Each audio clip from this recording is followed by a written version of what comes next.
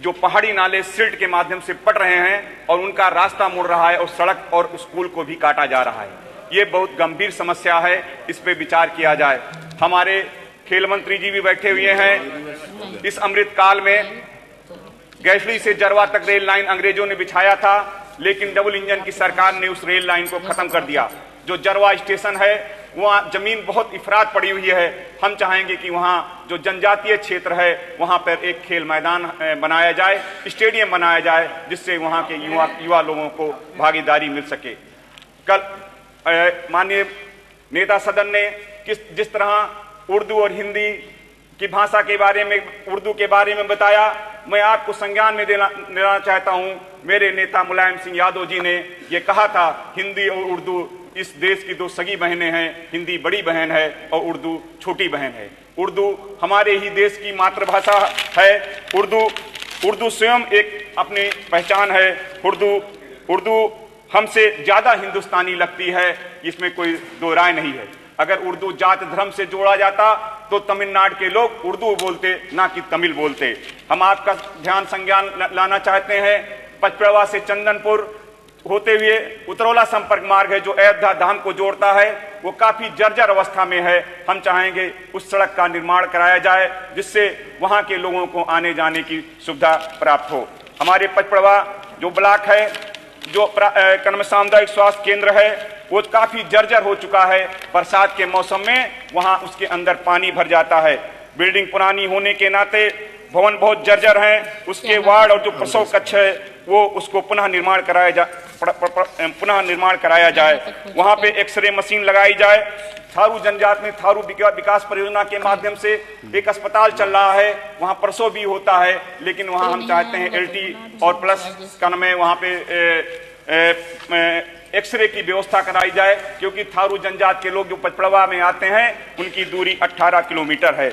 हम ये मांग करते हैं उस क्षेत्र में पचपेड़वा जो सामुदायिक स्वास्थ्य केंद्र है वहां से अलग अंडरग्राउंड लाइन बिछाई जाए और साथ ही साथ एक ट्रांसफार्मर की व्यवस्था की जाए। हमारे क्षेत्र में आपसे विश्वास दिलाना चाहते हैं कि हमारी सरकार ने, जब माननीय राष्ट्रीय अध्यक्ष अखिलेश यादव जी थे, तो एक पॉलिटेक्निक बना था। वो बिल्डिंग आज भी बनकर के खड़ी हुई है। मेरा जिला आकांक्षी जिले में आता है और शिक्षा में बहुत पिछड़ा हुआ है।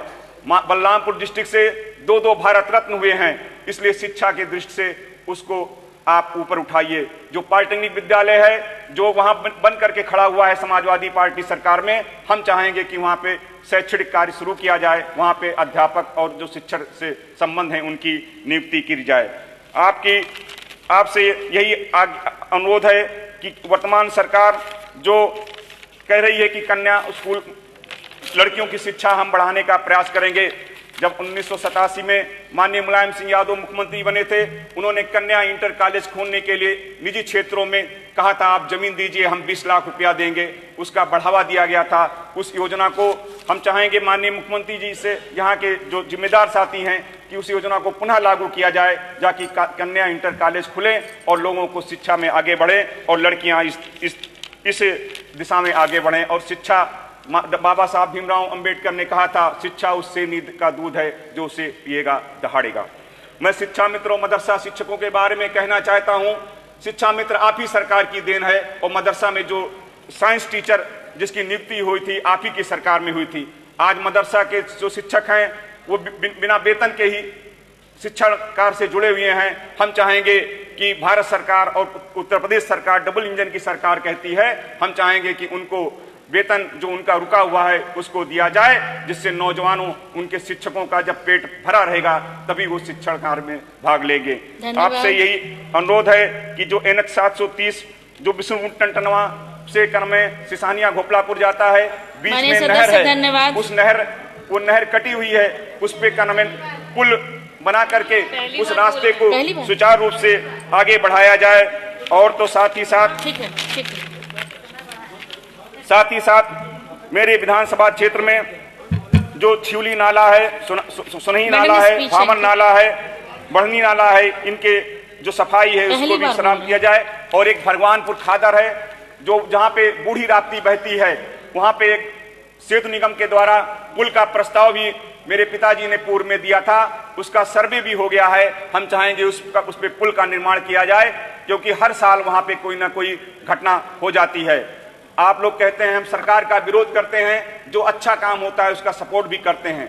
हम आपके सरकार के द्वारा जो मातोश्री विश्वविद्यालय के नाम से जो विश्वविद्यालय बनने के लिए हमारे जनपद बलरामपुर में आया है, उसके लिए मैं माननीय मुख्यमंत्री जी को धन्यवाद देता हूं। वो विश्वविद्यालय हमारे क्षेत्र के लिए ऑक्सफोर्ड का काम करेगी। और मैं इसी के साथ अपनी वाणी को विराम देता हूं। जय भारत, जय समाजवाद, जय